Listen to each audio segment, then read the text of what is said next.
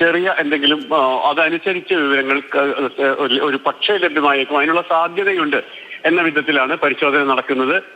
രാത്രിയും ആ പ്രദേശത്ത് തെരച്ചിൽ തുടരുകയാണ് ഈ വിധത്തിൽ. പക്ഷേ നേവിയുടെ ആ സംഘങ്ങളെല്ലാം മാറിക്കഴിഞ്ഞു. ഈ തെർമൽ ഇമേജിംഗ് പരിശോധന മാത്രമാണ് ഇപ്പോൾ നടക്കുന്നത്. അതിനിടെ ആ പ്രദേശത്ത് നിന്നിരുന്ന ചില മരങ്ങളെല്ലാം ആ തൊട്ട് താഴെ നിന്ന് തന്നെ അവിടെ നിലം പൊത്തിയതാണ് എന്നുള്ള മണ്ണുമാന്തി കോരിയെടുക്കുമ്പോൾ വിവരം ലഭിക്കുന്നുണ്ട്. അത്തരത്തിലുള്ള കാര്യങ്ങളാണ് പുരോഗമിക്കുന്നത്. വരും ദിവസങ്ങളിൽ പ്രകൃതിയുടെ ഇന്ന് ഓറഞ്ച് അലർട്ടാണ് പറഞ്ഞത്, പക്ഷേ റെഡ് അലർട്ടിന് സമാനമായ വിധത്തിൽ കോരിച്ചൊരിഞ്ഞ് മഴ പെയ്യുന്ന അവസ്ഥയാണ് പലപ്പോഴും ഉണ്ടായത്. ആ അപകടാവസ്ഥ അതേപടി നിലനിൽക്കുന്നു. ഇപ്പോഴും തിരച്ചിൽ തുടരുന്നുണ്ട്. വരും ദിവസങ്ങളിലും കാലാവസ്ഥ വളരെ വളരെ അനുകൂലമായാൽ മാത്രമേ പുഴയിലേക്ക് ഇറങ്ങുന്ന കാര്യം ഇപ്പോൾ കാലാവസ്ഥയുടെ കാര്യം തന്നെയാണ് ഏറെ ആശങ്കയായിട്ട് അവിടെ നിൽക്കുന്നത്. മധു പറഞ്ഞിട്ടുണ്ട്.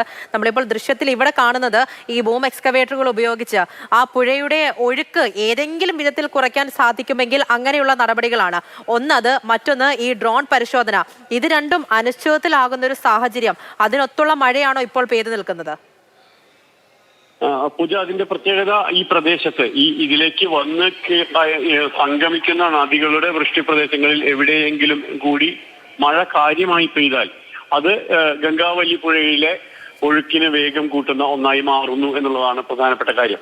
അത് അവഗണിച്ചുകൊണ്ട് ഒരു രക്ഷാപ്രവർത്തനവും, അത് അവഗണിച്ചുകൊണ്ട് ഒരു തെരച്ചിലും ഈ നദിയിൽ സാധ്യമല്ല എന്നുള്ളത് എടുത്തു പറയുന്നു. കാരണം എത്രത്തോളം ജലനിരപ്പ് എന്നതിനേക്കാൾ കൂടുതൽ ആഴമുണ്ട് നദിയുടെ അടിത്തട്ടിലേക്ക്. കാരണം അത്രയ്ക്ക് മണ്ണും ചേറും നിറഞ്ഞിട്ടുള്ള ഒന്നാണ്. അപ്പോൾ അതുകൊണ്ട് തന്നെ ഈ കൂടുതൽ ആഴങ്ങളിലേക്ക്, ചെളിയ ആഴങ്ങളിലേക്ക് കടന്നു ചെന്ന് തെരച്ചിൽ നടത്തുക അസാധ്യമാണ്. സീറോ വിസിബിലിറ്റി ഒക്കെ നേവി നേരത്തെ പറഞ്ഞ സാഹചര്യവും അതാണ്. പക്ഷേ അത് നമ്മൾ പറയുമ്പോഴും വരും ദിവസങ്ങളിൽ മഴ മാറി നിൽക്കേണ്ടുന്നത് വളരെ പ്രധാനമാണ്. പക്ഷെ അപ്പോഴും ഇന്ന് കണ്ടെത്തിയ ഒബ്ജക്റ്റുകൾ ചില അതുമായി ബന്ധപ്പെട്ട് പറയുമ്പോൾ 3 കണ്ടെത്തി. ഒരു ബോഗി മാത്രമായി കണ്ടെത്തി. അത് ആദ്യം ഇതിൽ നിന്ന് വിഘടിച്ച ബോഗി ആയിരിക്കാം എന്ന് തോന്നിയിരുന്നു. പക്ഷേ അത് ബെൻസുമായി, അതിന്റെ സാങ്കേതിക വിദഗ്ധരുമായി, അതിന്റെ ഡിസൈനിങ് വിദഗ്ധരുമായി ഒക്കെ കൂടുതൽ പരിശോധിച്ച് അവരുമായി എല്ലാം ഇക്കാര്യങ്ങൾ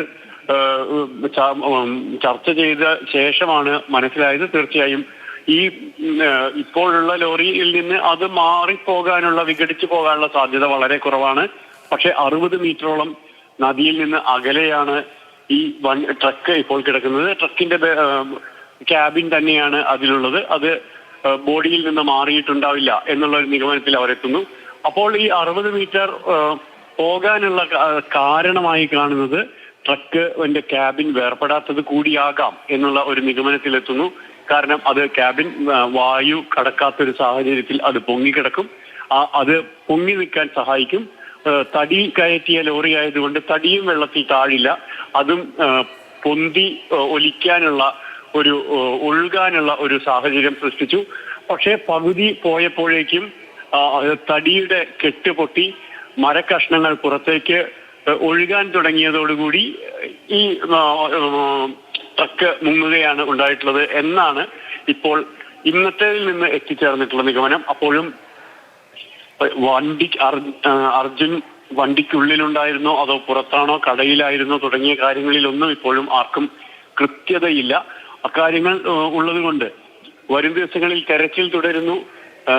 പക്ഷേ പുഴ കനിഞ്ഞാൽ, പ്രകൃതി കനിഞ്ഞാൽ മാത്രമേ അവിടേക്ക് എത്തിച്ചേരാൻ കഴിയൂ.